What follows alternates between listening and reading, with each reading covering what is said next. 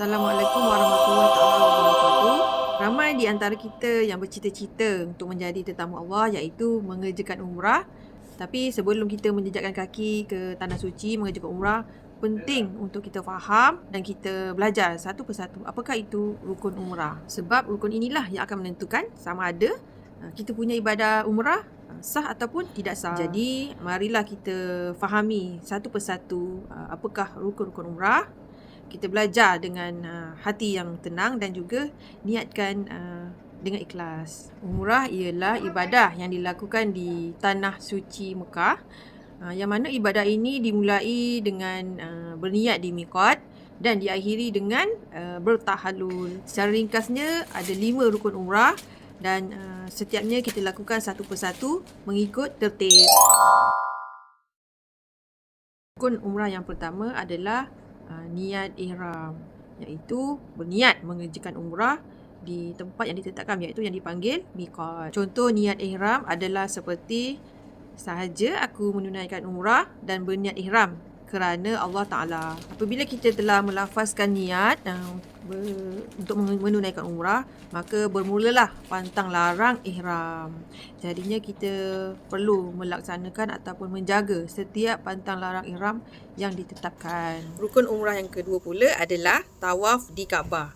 Tawaf iaitu mengelilingi Kaabah sebanyak 7 pusingan, yang mana ianya bermula daripada penjuru Hajarul Aswad dan juga berakhir di penjuru Hajarul Aswad juga. Semasa kita melakukan tawaf, setiap langkah kita, setiap pusingan yang kita lakukan adalah doa, merupakan pengabadian ataupun zikir kita kepada Allah.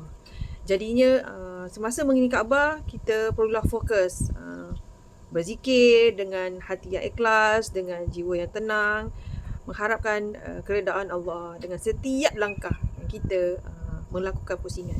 Selain itu, apabila kita sedang melakukan tawaf, kita perlulah suci daripada hadas dan najis, perlu menutup aurat dan juga dilakukan dengan tertib. Rukun ketiga umrah pula adalah sa'i antara Safa dan Marwah.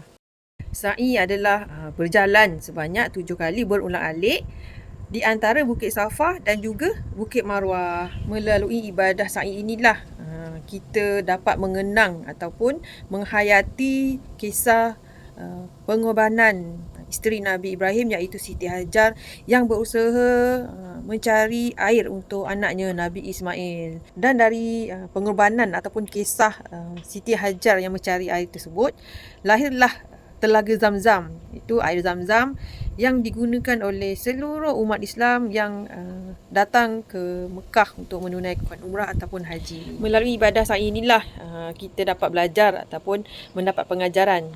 Ia melambangkan tentang kesungguhan, pengorbanan, kepercayaan kepada Allah, berusaha dan bertawakal kepada Allah sepenuhnya. Rukun umrah yang keempat adalah bertahallul, iaitu bergunting ataupun bercukur.